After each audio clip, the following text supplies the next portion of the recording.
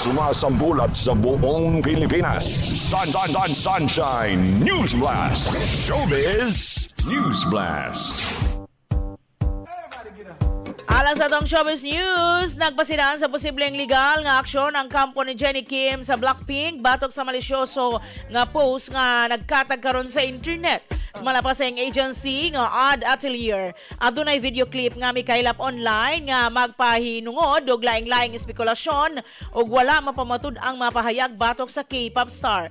Giingon sa ahensya nga pipila ka mga post nagtinguha sa pagdaot sa reputasyon ni Jennie tungod niini padayon nilang ginabantayan ang sitwasyon ug andam sila sa pagkuha og lig-on nga legal nga lakang batok sa responsable sa pagpakaylap sa malisyuso ug makadaot nga impormasyon. Gihangyo usab sa Ad Atelier ang mga fans ug mga publiko nga likayan ang pagpakaylap o chismis ug dili mo appeal sa online harassment.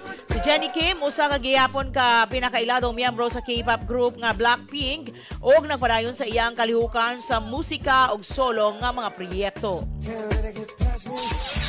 Sumasambulat sa buong Pilipinas. Sonshine Newsblast.